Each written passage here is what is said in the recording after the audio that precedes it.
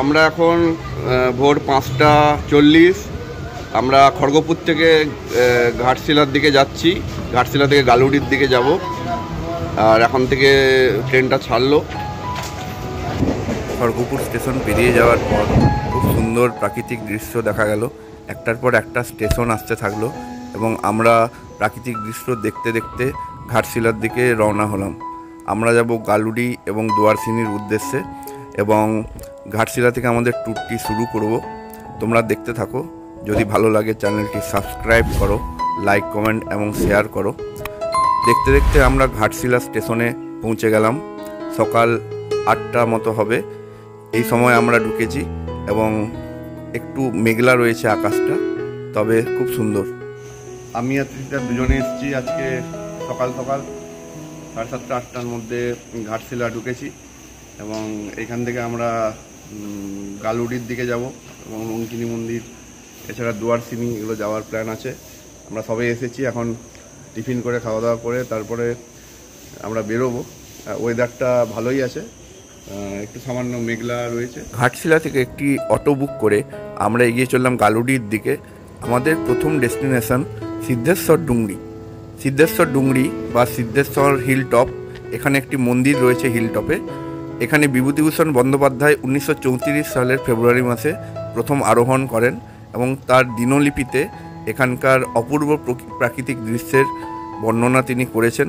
এখান থেকে অনেক তথ্য জানা যায়। আমরা এখানে থেকে আজকে শুরু করলাম। তো আজকে সকালে আমরা ঘাটশিলা পৌঁছে গেছি সকাল 8টার সময়। তো এই শুরু হলো আমাদের জার্নিটা আর কি। এটাই হচ্ছে আমাদের ফার্স্ট টুরিস্ট স্পট, যেটা হচ্ছে সিদ্ধেশ্বরী শিব মন্দির। তো এবার আমরা একটু ট্রেকিং করার চেষ্টা করব। ওই যে রাস্তাটা দেখিয়ে দিই, ট্রেকিং করে আমরা যাওয়ার চেষ্টা করব। এই যে রাস্তা, এটা দিয়ে ট্রেকিং করব। এবারে ট্রেকিং 15-20 মিনিটের, ঠিক আছে? এখান থেকে শুরু হলো, এখান থেকে সবাই আসো। পাশে পাশে এটা দেখিয়ে দিই একবার, খুব সুন্দর। প্রকৃতিপ্রেমী সাহিত্যিক বিভূতিভূষণ বন্দ্যোপাধ্যায় 1934 সালের ফেব্রুয়ারি মাসে সিদ্ধেশ্বর ডুংরি এবং মহাদেব ডুংরি আরোহণ করেন এবং এই দুটি পাহাড়ের উপরে বসে তার দিনলিপি লেখেন। তিনি তার দিনলিপিতে লিখেছেন, অবশেষে সিদ্ধেশ্বর ডুংরিতে উঠলাম। যেমন দুরারোহ তেমনি বনস্পতি সমাকুল, খাড়া স্ট্রিপ গ্রেড, দুর্গম জঙ্গল, কাঁটা গাছ অনেক বেশি। ওঠা যে কি কষ্ট। তারপর বেলা 12টা বেজেছে, তেমনই তেষ্টা পেয়েছে। কষ্ট শুধু তৃষ্ণার। এসব পথে জল নিয়ে ওঠা দরকার। এত বড় পাহাড়ে কখনো জীবনে উঠিনি। এক এক জায়গায় শুধু অনাবৃত শিলাস্তর। জুতো নিয়ে ওঠা বড় বিপজ্জনক, গড়িয়ে পড়লে প্রাণ সংশয়। এক জায়গায় পার্বত্য চিহট বৃক্ষের ছায়ায় শিলাখণ্ডের ওপর বসে লিখছি। বেলা পড়ে এসেছে, পেছনের পাহাড়ের সানুদেশে ছায়া পড়েছে। সিদ্ধেশ্বর ডুংরিতে আজ শেফালি বৃক্ষ দেখেছি। কত সুন্দর সিদ্ধেশ্বর পাহাড়ে উঠছি, আর একদম শুনশান, এত সুন্দর পরিবেশ। এরকম এঁকে মেঁকে রাস্তা আস্তে আস্তে উঠেছে, আর সুন্দর চারদিকে ভিউ দেখা যাচ্ছে। চারদিকে পাহাড় এবং দূর থেকে পুরো বোঝা যাচ্ছে জঙ্গল, খুবই সুন্দর লাগছে। এদিকটা পুরো দেখতে পারো, পুরো জঙ্গল, ঠিক আছে? এগুলো পাহাড়গুলো আছে, সবগুলো বোঝা যাবে না। যাই হোক, আমরা আরও এগাবো, দিয়ে উঠে হিল টপে দেখবো যে কি আছে।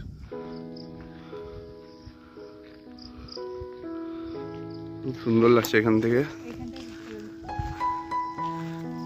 দারুণ লাগছে।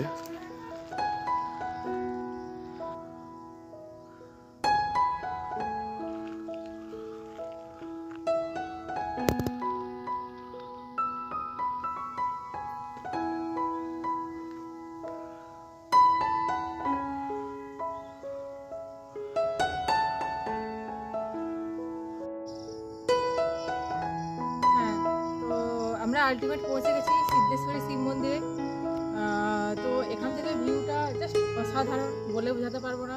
এক কথায় বলতে গেলে ঝাড়খণ্ডের মিনি কাশ্মীর বা মিনি পহেলগাঁও বলা যেতে পারে। মানে এখান থেকে যে ভ্যালির যে দৃশ্যটা খুবই দারুণ, খুবই সুন্দর, জাস্ট বলে বোঝাতে পারবো না, এত সুন্দর। একটু দেখিয়ে দাও ভ্যালির দৃশ্যটা, মিনি পহেলগাঁও। সিদ্ধেশ্বর ডুংরি থেকে মহাদেব ডুংরি, অন্যান্য পার্শ্ববর্তী পাহাড় রেঞ্জ, জঙ্গল এবং পার্বত্য উপত্যকার খুব সুন্দর দৃশ্য উপভোগ করা যায়। বিভূতিভূষণ বন্দ্যোপাধ্যায় তার দিনলিপির আরেক জায়গায় লিখছেন, পলাশ নেই, পিয়াল ফুল ফুটেছে চারিদিকে, তার গন্ধ নেই। সেদিন পাটকেয়ার জঙ্গলে যে গিয়েছিলুম, সে এর তুলনায় অতি নিরীহ ব্যাপার। এ নোবেল অন ফরেস্ট। ওতে নির্জনতার কথা থাকবে, গাছপালার কথা থাকবে, অরণ্যানী, খাড়া উঁচু পাথরের স্তর, ধাতু প্রস্তর, রঙিন ঝর্ণা যা ঘন অরণ্যের মধ্যে দিয়ে নেমে আসছে, পাহাড়ের মাথায় রাঙা রোদ, শিউলি বন, চিহর ফলের গাছ ও চিহুর ফল, কেঁদ, আমলকি, বিরাট দৃশ্য।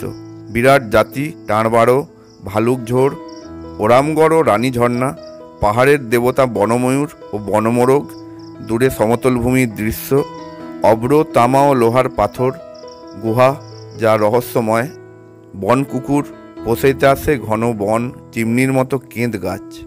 সিদ্ধেশ্বর ডুংরি মহাদেব ডুংরি আরোহণ করেই সাহিত্যিক বিভূতিভূষণের মাথায় আরণ্যক লেখার প্লট এসেছিল।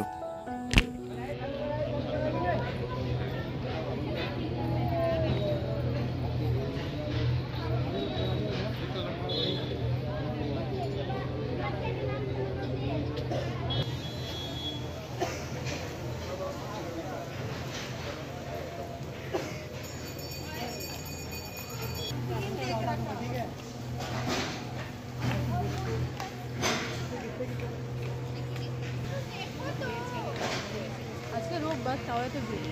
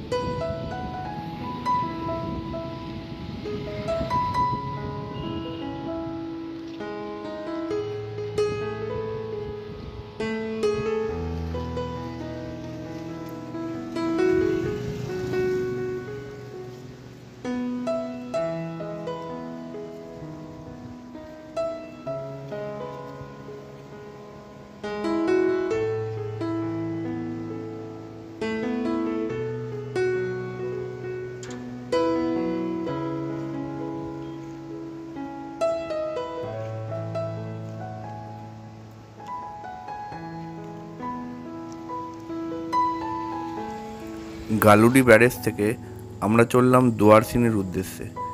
দুয়ারসিনি পুরুলিয়া জেলার বান্দোয়ানের কাছে অবস্থিত। এখানে দুয়ারসিনি মাতার মন্দির রয়েছে। এখানে চারিদিকটা পাহাড়ে ঘেরা জঙ্গল এবং একটি নদী বয়ে গিয়েছে, সাতগুরুং নদী। এইখানেই আমাদের শেষ গন্তব্যস্থল এবং এই জায়গাটাতেই আমরা বেশ অনেকক্ষণ কাটিয়েছিলাম, কারণ জায়গাটি এত সুন্দর ছিল।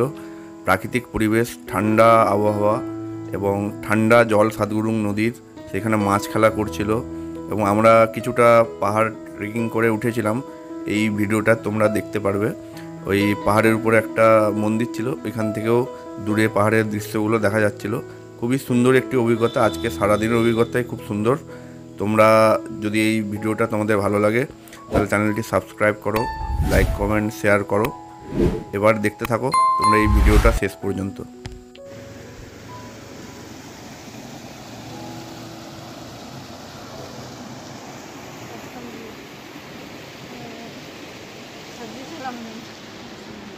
হ্যাঁ, আমি ভাগ্যি ছিলাম ওদিকে যাওয়ার কিন্তু এই না সুন্দর।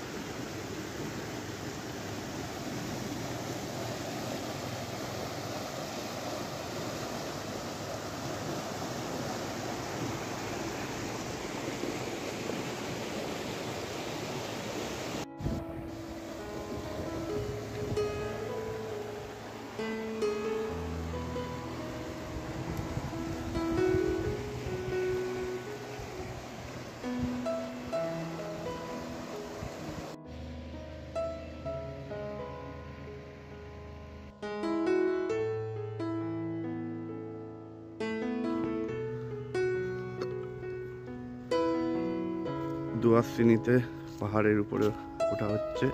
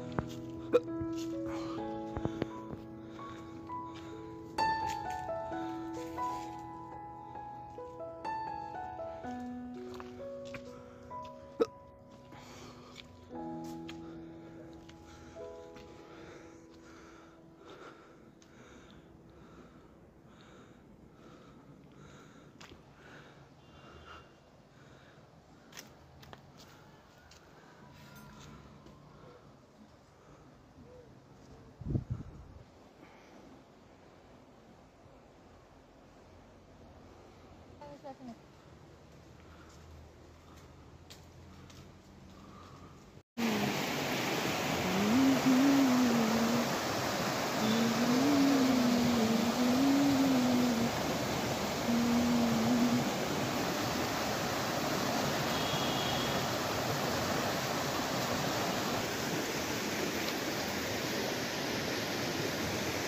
দুয়ারসিনির জঙ্গল পাহাড়ের মাঝে সাতগুরুং নদীর পাড়ে খুব সুন্দর একটি সময় কাটলো। এরপর আমরা ফেরার সময় দুয়ারসিনি ইকো ট্যুরিজম সেন্টারে গিয়েছিলাম এখানকার কটেজগুলো দেখতে। এখানে আগে থেকে বুকিং করতে হয়, এটার ওয়েবসাইট রয়েছে, এখানে থাকার ব্যবস্থা রয়েছে এবং খাওয়ার ব্যবস্থা রয়েছে। এবং এর অবস্থানটা হচ্ছে পাহাড়ের কোলে, দুয়ারসিনি যে পাহাড় রয়েছে তার হচ্ছে পাদদেশে। চারদিকটা জঙ্গল, মানে পেছন দিকটা পুরো জঙ্গল, জঙ্গল থেকে পাহাড় উঠে গিয়েছে এবং নদীটাও কাছে এবং টেম্পলটাও কাছে। এখানে এলে তোমরা আগে থেকে বুক করে আসতে পারবে। ডরমিটরিও নেওয়ার ব্যবস্থা রয়েছে, সেগুলো আগে থেকে তোমরা ওয়েবসাইটে দেখে নেবে।